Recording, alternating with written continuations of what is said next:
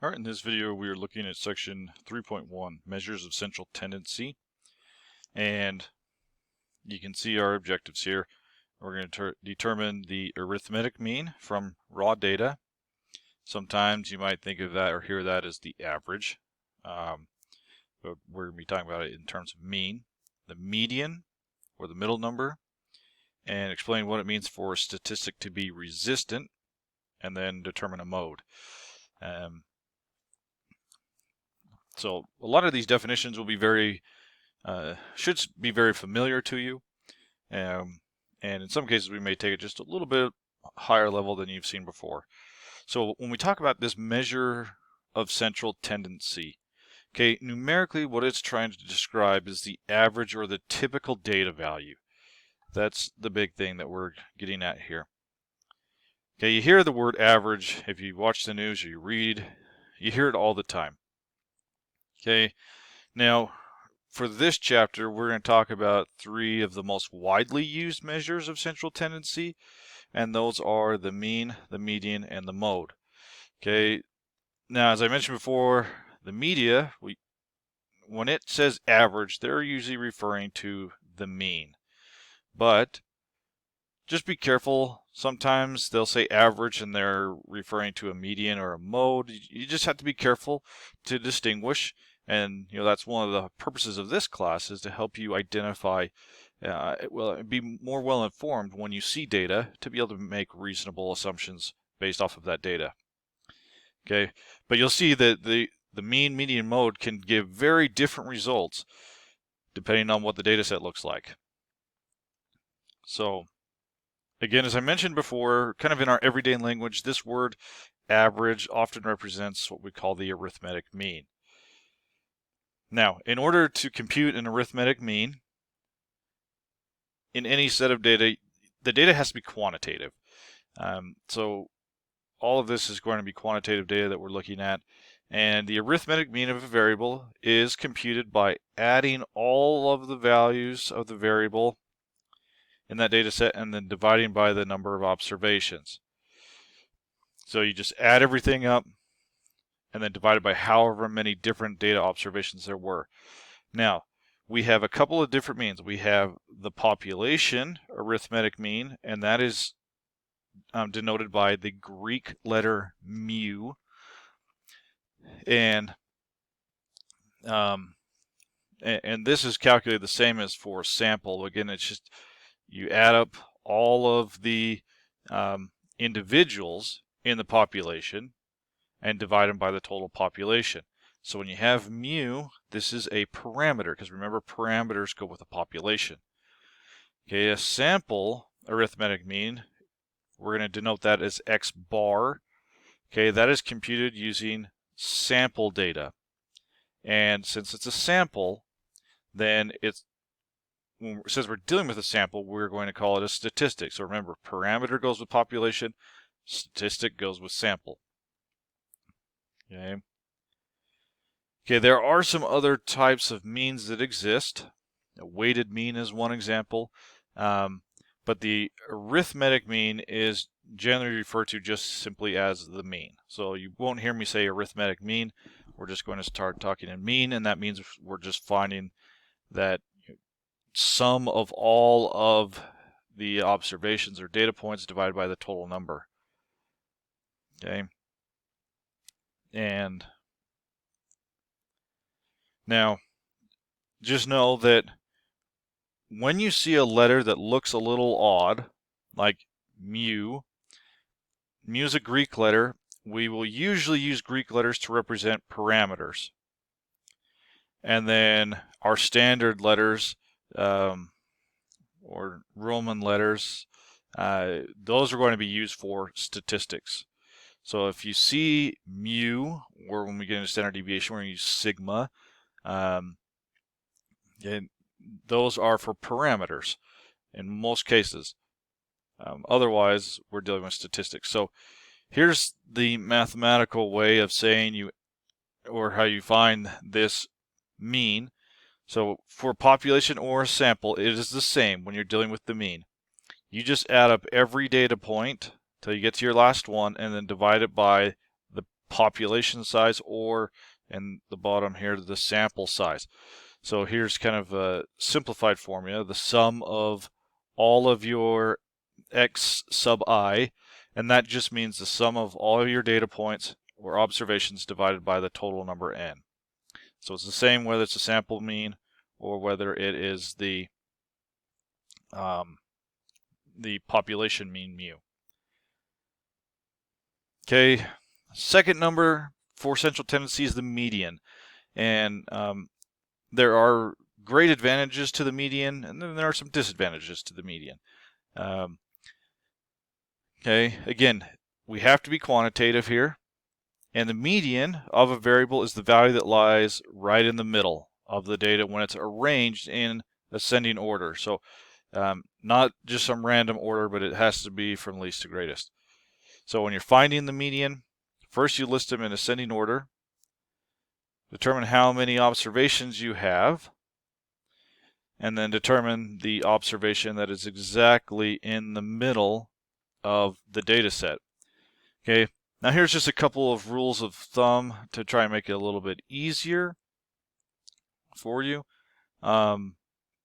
So if the number of observations is odd, then the median is going to be exactly in the middle of the data set. And what you can do is you can actually just do the number of observations plus 1 divided by 2, and that position. So say there's 25, then you do 25 plus 1 is 26, divided by 2 is 13. So you count up to the 13th number, and that would be your median. Now, if it's even, it gets a little bit more dicey. That means you're going to land and have 2 observations. And you're not going to be able to get exactly in the middle. You're going to have 2 that you are going to have to average out. So if it's even, the median is actually the mean of the observations in the n over 2 and the n over 2 plus 1. So if there are 26, just again kind of rolling with an example close to what I had before, if it's 26, then it would be 26 divided by 2, which is, so let's just say if n equals 26. Then you do 26 divided by 2 is 13, and then 26 divided by 2 plus 1 is 14. So the 13th and the 14th number, you would have to take those two numbers and find the average of those two. So you'd add them up and cut them and then divide by 2 or cut it in half. And that's how you'll get the median. We are going to be using StatCrunch to quickly generate the medians because sometimes if you've got a data set that's 1,000 data points long, finding them, putting those in order and then finding the middle number isn't exactly the, by hand I'll say, isn't exactly the most efficient way of doing it. Okay, so that's the median. And we'll get to an example of doing all this. We're just kind of getting through our definitions here to begin with. So a numerical summary of data is said to be resistant if extreme values, so when we say extreme values, we're talking really big or really small data values relative to the other data. If it's resistant, then an extreme value does not affect the data set or that numerical summary, the mean or the median, doesn't substantially affect it. And in general, the median is quite resistant, while the mean is not resistant. Because again, the median is the middle number. So say you've got a data set that goes 1, 2, 3, and then 1,000. Okay, that 1,000 is going to really affect your mean because you do 1 plus 2 plus 3 and then plus 1,000, and then you divide that by 4, and it's going to show that your mean is in the hundreds, when in reality you had 3 data points that were less than 5 and 1 that's 1,000. But a median, if I've got the median and I go 1, 2, 3, and 1,000, my median is actually going to be 2.5. So the median is very resistant to a big extreme value, and the same goes for small values. Okay.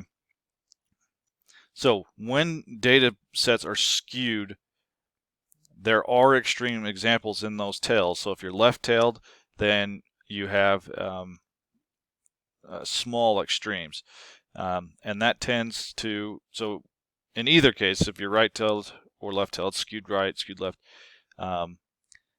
the mean is pulled in the direction of that tail. So for example, if you're skewed right, so down here, part C, if you're skewed right, there's a large observation on the right. So that one I mentioned with 1,000, 1, 2, 3, and then 1,000. Okay, those observations increase the value of the mean, but again, they have very little effect on the median. Okay, similarly, if you're left skewed, that means you have really small, so that would be like a 1, 2, and then maybe like a 10,000, 10,020, 10,024, or something like that. You have small values that are way down below. Those smaller values they'll pull the mean into this tail. He'll pull it closer to the tail, but the median will hold stronger to the it's going to be, obviously it's going to be right in the middle, but it's going to hold strong. It's not going to be pulled super far like that mean is. Okay, so here's just kind of a rule of thumb. If you are skewed left, then the mean is going to be pulled more to the left. That means it's going to be less than the median. If you're symmetric, then that usually means you don't have those extreme values. So if you're symmetric, the mean and the median tend to line up and be equal or very close to equal. If you're skewed right, okay, then you have those data points that are big, so it pulls that mean to the right, so the mean is usually bigger, will be bigger than the median. Okay. Here's a table that you can look at just a different way of seeing it. So if you know something's skewed left, you know that the mean is potentially substantially smaller than the median. If you're symmetric, they're roughly equal. And if you're skewed right, the mean is usually substantially larger than the median. Okay. The next definition, the most simple, is the mode, which is the most frequent observation of the variable that occurs in the data set. Okay.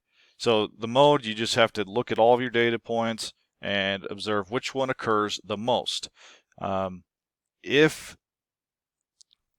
If no observation, so right here, if no observation occurs more than once, then we say there's no mode. However, a data set can have more than one mode. Okay, if you have, two values in your data set that appear the same number of times, then you'd have two modes, and we'd call that bimodal. If you have three, you'd call it trimodal, and so forth, as long as they occur more than once. Okay, so here's just a general overview summary of what we've talked about. Okay, you can take a minute, you can read through this, but I just want to point out kind of when to use these things. Okay, you're going to use the mean when your data is quantitative and the frequency distribution is roughly symmetric. So you have a roughly symmetric or bell-shaped curve. That's an appropriate time to use the mean. The median is when those data sets, again, are quantitative and the frequency distribution is skewed left or skewed right. Okay, and then the mode, rarely are we going to use the mode as kind of our measure for center, but the ideal time is when the most frequent observation is the desired measure of central tendency, or if you're looking at qualitative data.